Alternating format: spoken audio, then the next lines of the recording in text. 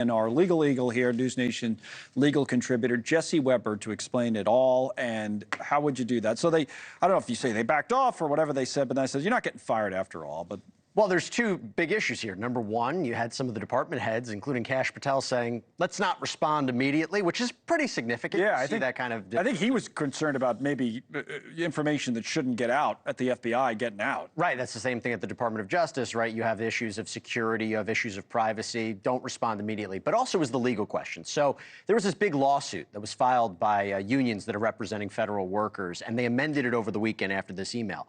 They were suing because of OPM, the Office of Personnel Management, was ordering agencies to fire probationary employees, so employees that have been on the job for about a year, 2 years.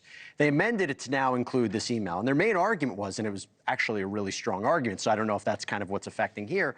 Number one, OPM doesn't have the authority to direct agencies on who to hire and who to fire. That's up to the agencies. Congress actually dictated that. And so it wasn't what they were doing, it's who was doing it. Right. Well, look, so there are rules in place if you want to fire people at a mass level across agencies, but there are regulations in place. There are procedures in place. If you're going to fire an employee, you have to give them at least 60 days notice. In the federal government, it's different than a private business. Correct. Right. And the argument was OPM kind of just ignored that and was directing firing. But also there was an argument, I'm going to let everybody know, there's going to be a term you're going to hear a lot about, and you've already heard it. It's the Administrative Procedure Act. So what the allegation was is that OPM, and what you're seeing a lot with Elon Musk doing, is that this violates the APA Act, and the APA. And basically that says that as an agency, you can't take any action, you can't make any decision that either violates the law or is arbitrary. In other words, you have to explain your decision making. You have to explain, provide evidence about why you're going to make a decision. So the idea of firing all these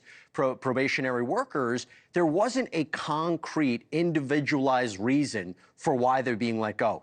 They're saying performance. You haven't really articulated how this is a performance issue. So with anything that comes with Elon Musk, any of these directing agencies, be on the lookout for that. They have to have concrete reasons for why they're doing what they're doing. Right. Well, you would think somebody around them would know, but the odds are that they're probably playing politics with this because they like this political argument, right, that they can go out and say, hey, we're just trying to cut through the red tape. We're trying to get rid of the waste. But they're going to run into a lot of legal hurdles with the federal government. Not everybody's looking at it as in-depth as I am. So when Elon Musk sends, or there's a direction, let us know what you've been working on. 5 things you've been working on. Somebody would say, what's wrong with that? If you can't answer it, it looks like you're inefficient. Right. But when you break it down, it's always the how. It's always directing and ordering them to explain themselves. Otherwise, there could be consequences. That's where the Trump administration gets its authority. I'm going to put them on. Thanks so much for watching. Just go to joinnn.com to find News Nation on your television provider. And don't forget to click the red subscribe button below to get more of News Nation's fact-driven, unbiased coverage.